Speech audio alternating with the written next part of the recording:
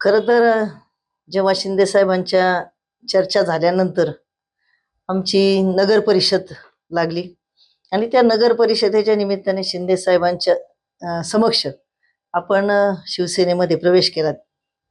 प्रवेश केल्यानंतर त्या ठिकाणी तुम्हाला सगळ्यांना दाखवून दिलं की आपण शेवगावची नगराध्यक्ष माया मुंडे यांना निवडून आणलं. कारण सेनेचं एकही खातं ग्रामपंचायतमध्ये नव्हतं किंवा नगर परिषदमध्ये नव्हतं आणि असं असताना थेट नगराध्यक्ष आपण शिवसेनेचा निवडून आणलं, 3 नगरसेवक निवडून आणले. त्यामुळे बदलाची सुरुवात आता झालेली आहे आणि लोकांना बदल करायचा आहे, पण त्यासाठी योग्य जागा मिळत नव्हती. ती आता शिंदे साहेबांच्या रूपाने लोकांना ती मिळालेली आहे. आता गाव तिथे शाखा ही संकल्पना आम्ही गृहीत धरली आणि त्याप्रमाणे शेवगाव तालुक्यामध्ये 2च दिवसात 54 शिवसेनेच्या शाखा स्थापन करण्याचं एक विक्रम आपण या निमित्ताने केला की जो कधीच झालेला नव्हता आणि माझ्या माहितीप्रमाणे कदाचित नगर जिल्ह्यामध्ये सुद्धा झालेला नसावा. याप्रमाणे अजूनही 100-150 शाखा या आपल्याला शेवगाव पाथर्डी मतदारसंघामध्ये उघडायच्या आहेत आणि त्या निमित्ताने शिवसेनेच्या कार्यकर्त्यांना बळ देण्याचं काम हे या माध्यमातून करायचे.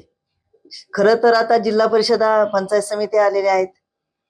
दोन्ही तालुक्यामध्ये शेवगाव आणि पाथर्डी या दोन्ही तालुक्यामध्ये म्हणजे मतदारसंघामध्ये सगळ्या गटामध्ये शिवसेनेची माणसं आपण उभी करणार आहोत आणि चांगली माणसं उभी करणार आहोत की जी निवडून येणारी आहेत.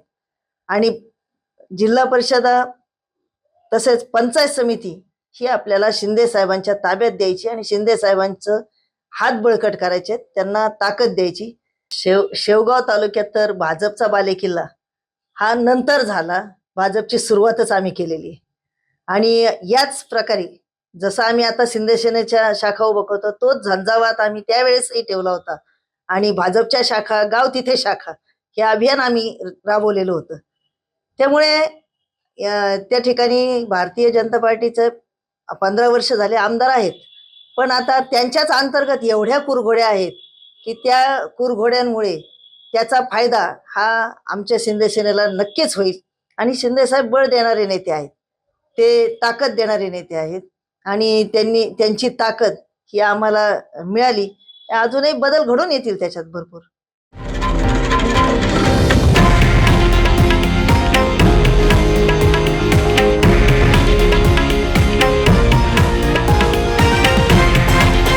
हे आहे देशातील नंबर 1 न्यूज नेटवर्क आणि आपण पाहत आहात TV9 मराठी, एकमेव.